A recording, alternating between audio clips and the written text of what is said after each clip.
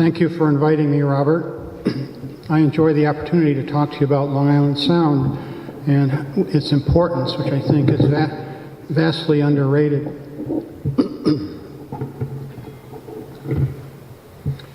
If you dialed back the clock to 1750, you would find that Long Island Sound would be the superhighway of its time frame, not for recreation, but for transportation and trade. At any given time, there'd be dozens of ships on Long Island Sound. Any voyager to the West Indies wouldn't go a day without seeing other boats going the same direction or in reverse. So it was tremendous amount of activity going on. Now, in my definition of Long Island Sound, I included the navigable waterways all navigable waterways up to Norwich on the Thames River, up to Windsor, north of Hartford on the Connecticut River, and up to Derby on the Housatonic. The Connecticut River, for example, was a dynamo of activity. There were over 40 shipyards on the Connecticut River alone. The shipyards all along the coast, too numerous for counting, and thousands of boats were built on the Connecticut River. But all of these areas, and lumber was floated down from Massachusetts to build boats. Farming was very lucrative and was used to supply the West Indies, so it was a very good environment for Connecticut merchants, seamen. The core importance, I think, of Long Island Sound is its what I feel is massive trade with the West Indies. Much of it was in violation of British trade restrictions. Britain wanted to restrict our trade, and we wanted free trade. We called it free trade, and the British call it smuggling. So it set up for a rather interesting time frame. Trade issues were the major cause of the Revolutionary War, one of the major causes, and was an important factor in how the War of 1812 was handled or conducted, particularly within Long Island Sound. Little is known about the scope of Connecticut's trade, and that's one of the problems. Historians really don't have a database from which they can go to and compare with other Massachusetts or Rhode Island or New York. But the reason is that all ships entering or leaving Long Island Sound had to clear customs in New London. Well, in 1781, Benedict Arnold burned New London and the customs house, and all the records were destroyed. So there's really no database that's too much value. And secondly was the volume of illegal trade. It never made it into the record books in any case. We circumvented, and there were dozens and dozens and dozens of ways to avoid paying taxes or in goods that were not allowed, such as when England and France were at war. We couldn't trade with France. We did anyways. So ways to get around the customs house issues. Some efforts are being made to correct that, but I don't think we'll ever really see that happen. Now,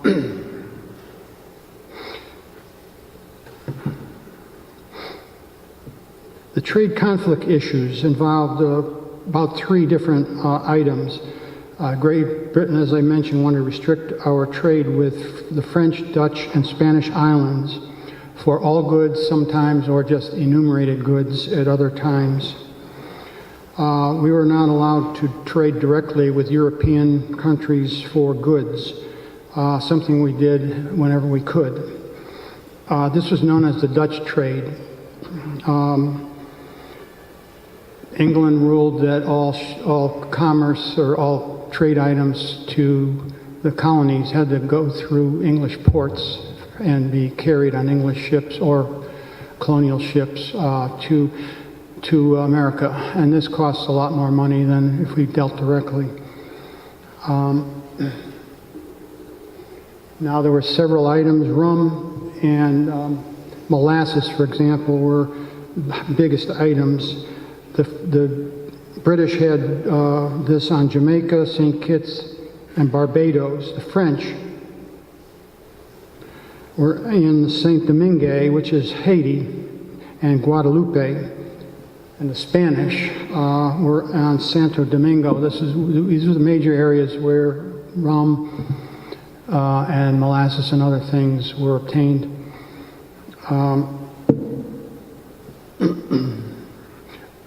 One thing you can see here is the proximity of the Spanish Hispaniola to Haiti.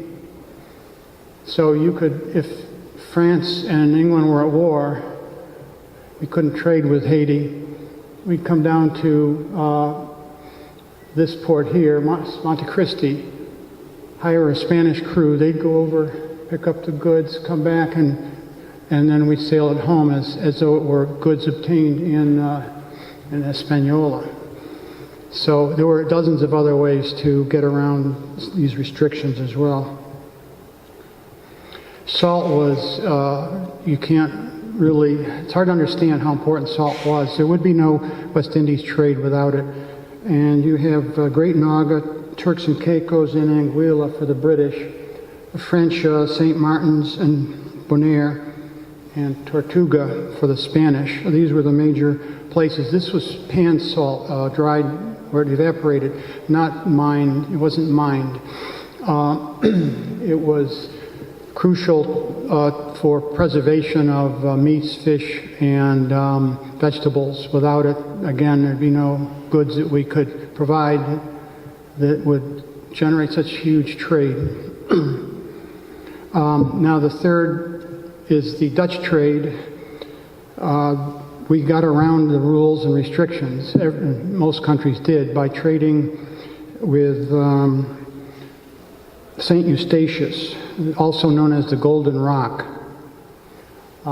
This is where everyone came for manufactured goods from everywhere. And this was all illegal according to England. We were not supposed to do this, but we did anyways. And the Golden Rock had 20,000 people on it, all involved in warehousing goods, shipping, and other merchant activities, wharfs. Today there's only about 3,500 living on this island, and so you can see tremendous activity going on here. The largest, or one of the biggest trade agents on St. Eustatius was Thomas Allen of New London. He moved down there and acted as a broker for many of the Long Island Sound merchants, but not just Long Island Sound. He conducted deals for merchants from many seaports along the East Coast. So it was tremendously important, and Long Island Sound was right there in the mix. We also traded with Nova Scotia, and especially lumber and fish. One of the biggest trade agents on Nova Scotia was Simeon Perkins, and he was of Norwich, Connecticut. His wife died in the birth of his son. His mother-in-law took care of the child, and it was agreed the family, he would go up there and represent the family, not just the Perkins family, but also the Backus family. But he also represented many merchants along in Long Island Sound. He became invested in privateers and everything else that you can imagine. He kept a diary for 50 years, and it's very fascinating. And I visited his house. It's now a museum, but it's a very fascinating diary if you ever get to read it.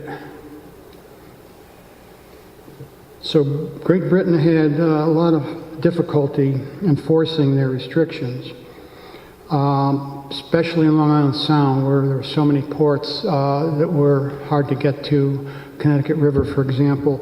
Some merchants moved their whole business from Manhattan to, like Richard Alsop. He moved to Middletown, Connecticut, and conducted his trade out of there, where Great Britain eventually put naval patrols in and stationed troops in the major ports to prevent smuggling. And the troops in the ports, for example, Great Britain required the colonies to support and pay for their lodging. So you can see that that wasn't very favored and generated a lot of hostility. So there were, again, I mentioned before, many, many ways to get around the customs and paying. And in the interest of time, they're all outlined in my book, but I wouldn't have the time to get into some of those. But just for example, Fisher's Island became a smuggler's island. You'd unload your illegal goods there, declare your legal goods, and then bring your illegal goods to some other port and get rid of them and not pay taxes. Great Britain eventually established another customs house in New Haven and also inserted a prevention officer in Stamford, Connecticut. Both of these customs officials complained bitterly about their inability to control. There were too many coves, harbors, and rivers for smuggling. Great Britain finally stationed a warship in New London called the Signet. No one was very concerned about it because the ship's captain didn't take his duties very seriously, and he enjoyed a good time. The crew was given shore leave, and residents were invited onto the ship. It became known as a party ship. In 1768, however, this ship was replaced by another one called the Liberty. This captain took his duties seriously, and he began capturing and confiscating a lot of ships. On one of his patrols, the ship captured 3 vessels. 2 were Rhode Island and 1 was New London, a ship owned by the Shaw family.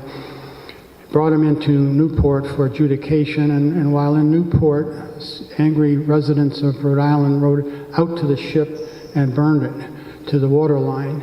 So you can see the tensions were really, really mounting, and a lot of that had to do with trade.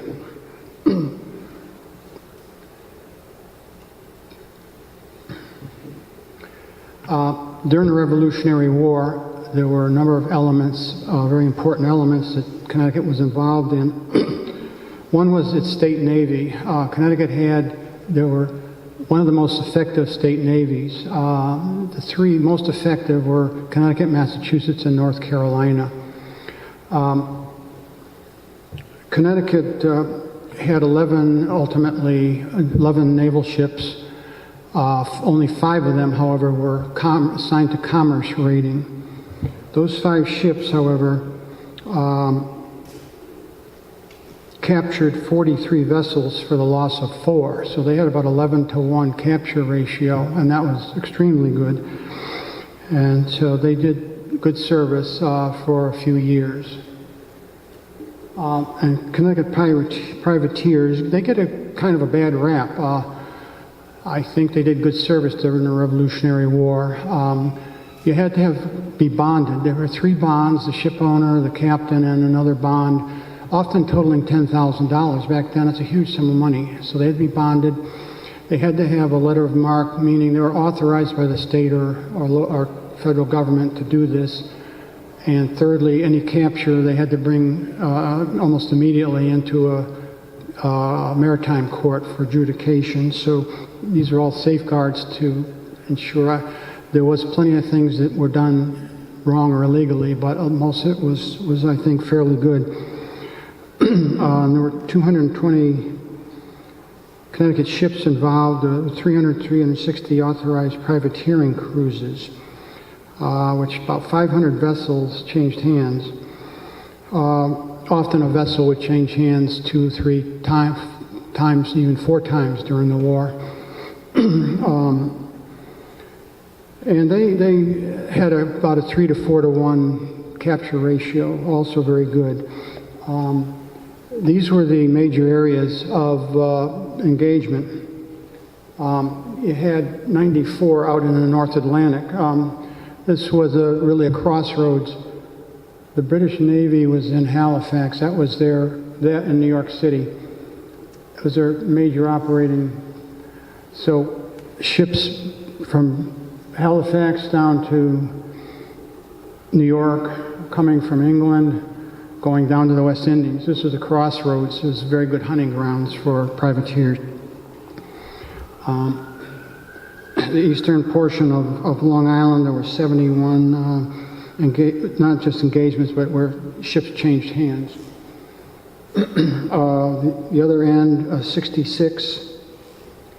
And the approach to New York Harbor, this triangle here, was a very dangerous place to be. British Navy was in and out of New York Harbor all the time, as were many other British vessels. Usually a cruise of 1 or 2 days, you could capture several ships or be captured yourself.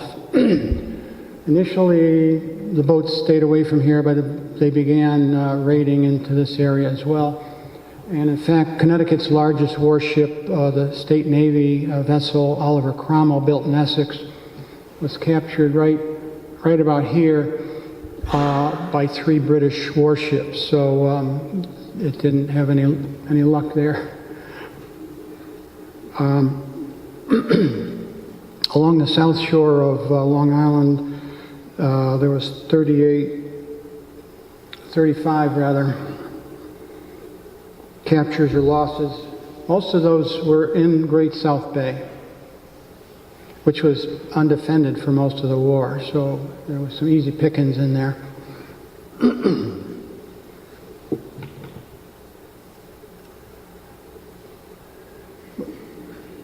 Oh yes, there were 26 engagements with captures along the eastern seaboard, 53 in the West Indies, and 58 others that I don't really know where they occurred. I know 4 of them, I'm pretty sure were off the coast of Europe, but I don't have that specifically.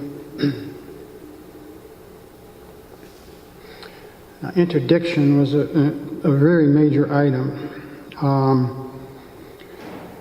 The combined activities, the supply of goods flowing into New York City significantly affected the British and Navy forces and hurt their morale of the civilian population. For example, wood for burning, for cooking, and for heating homes basically dried up because all the boats that were out on Long Island chopping wood down, most of them would get captured before they got back to New York City by patriots. So wood, flour, sugar, it was in short supply.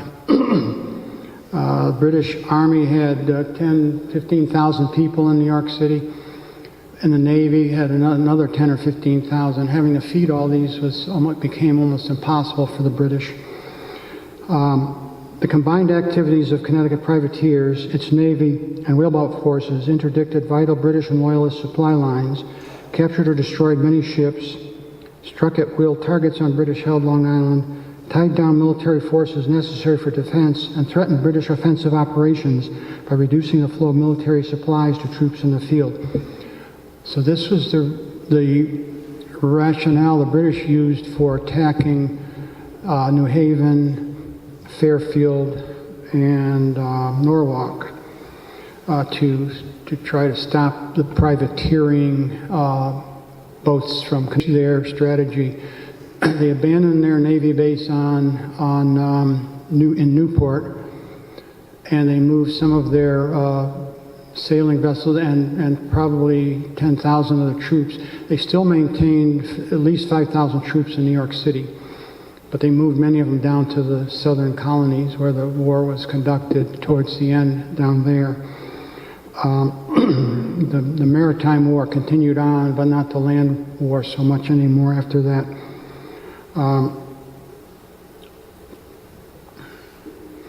And another aspect, a big aspect, was the whaleboat war. And this was interesting. It was just, let me tell you how this was set up. When the British attacked New York and began expanding their control over all of Long Island, New York issued a letter they asked for help in transporting patriots who wanted to leave Long Island to Connecticut. 81 Connecticut ships responded to this call for help, and 48 other Long Island ships. And they transported more than 5,000 people, patriots, from Long Island to Connecticut. The ship Polly, for example, of Guilford, made 5 separate trips to Long Island to bring back people. So it's kind of like a mini Dunkirk. The thing is, what happened is there were also loyalists, probably mostly in Fairfield County, but there were several thousand loyalists who fled to Long Island, conversely, or were thrown out of their towns, and went to. Many of these loyalists lived in the houses of the patriots who fled to Connecticut. So it set up a tremendous animosity that existed for the rest of the war, and it led to many, many raids back and forth. I'll just mention the rate on Sig Harvard. Oh, this is a whaleboat, by the way. And you can see they set 2 abreast, so you could fit about 10 men in one of these little boats. Also had a little mast that they could put up a small sail if the wind was in the right direction, a tiller, and they probably mounted at least 1, maybe 2 swivel guns on the bow. They were tremendously successful, and in this particular case, there were 13 whaleboats were assembled in Sachem's Head in Guilford. 13 whaleboats, 3 sloops, and 170 men. Several were Patriot refugees from Sag Harbor area who came and helped guide the excursion. And they attacked overnight. So in other words, they traveled all night long and got there in the middle of the night. The fort and barracks were overrun, 6 defenders killed and 90 captured. 12 ships were burned and a large quantity of supplies were destroyed. So,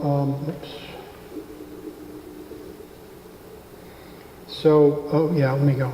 So this started from Sachem's Head and across to the North Fork.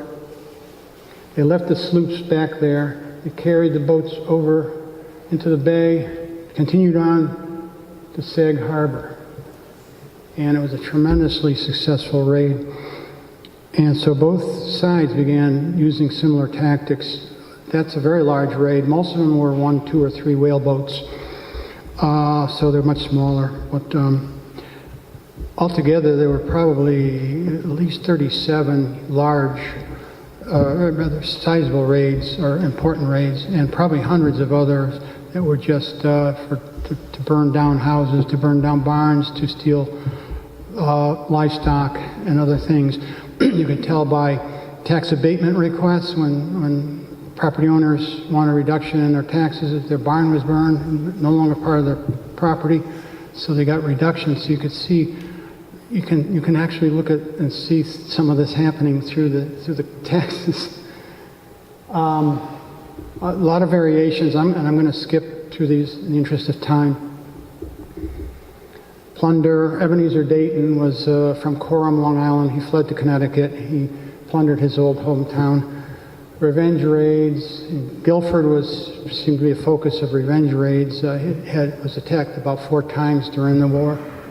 Kidnappings were very common, especially outspoken patriots or outspoken loyalists were kidnapped. The most famous one was General Gold Silliman of Connecticut. He was a whaleboat went over, and they knew exactly where he was in Fairfield, and he was captured and brought back to Long Island. And I believe they captured Well, Lloyd's Head was the hotbed of Loyalist activity, and that was the raid on on Sachem's Head.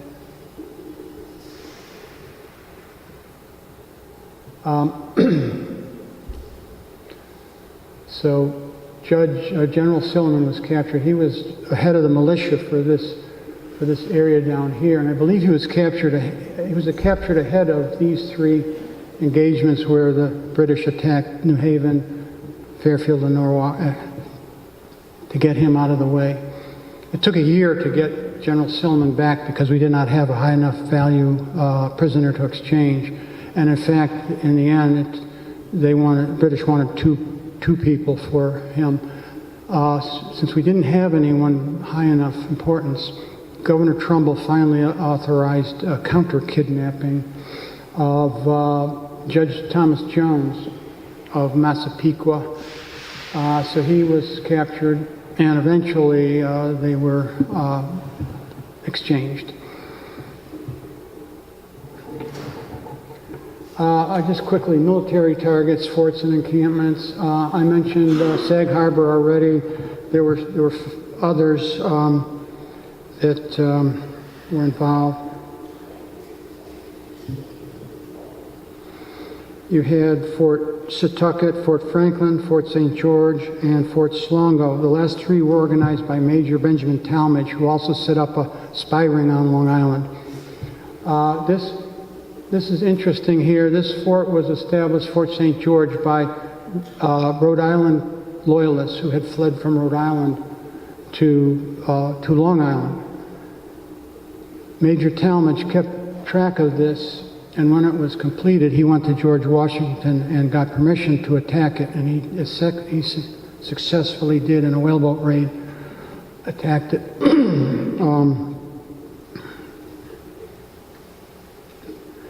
It's not all patriots, they're loyalist attacks. This is Benjamin Tallmadge, and that's his wife he met. Actually, she was a refugee from Long Island with her family, and he met her during the war and married her after the war.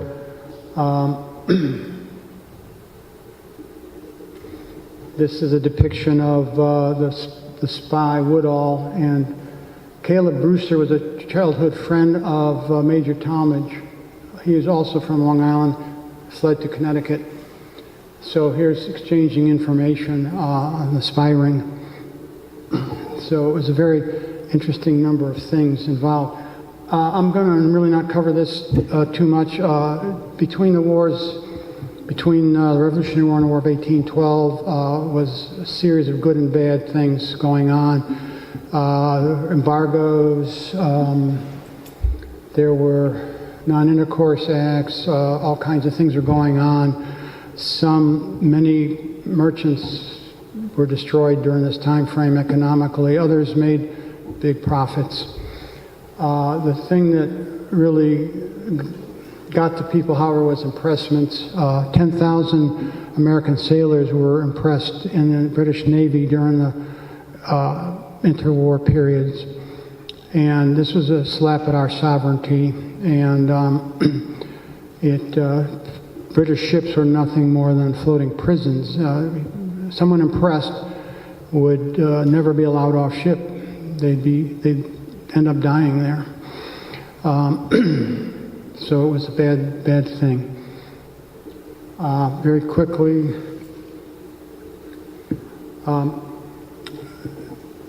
Britain was at war with France and Napoleon. They didn't have the land forces that they could send to America, so they concentrated on naval tactics, initially blockading the eastern seaboard and so forth.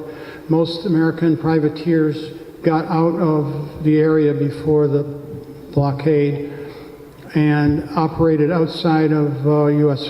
waters for most of the war, so they didn't have to cross back through. Up around North Sea, they used Trondheim, I believe, as the place where they adjudicated the captured boats. So Great Britain, we were a major supplier of Napoleon's army fighting in Europe. And England did not want to damage it. They said to their fleet commanders, go lightly on Connecticut and Massachusetts because we were supplying their army. So passes were allowed to bring goods to Wellington, General Wellington, and the ships were protected by the British Navy. They were allowed to go down to the islands with the money they got from the British Army and buy rum, molasses, etc., all under the protection of the British, whom we were at war with. So it led to some interesting things. This is the start of the blockade, and the Virginia extended north and south, and then eventually both ends of Long Island Sound were closed off. Once Napoleon was defeated in April of 1814, the gloves came off. The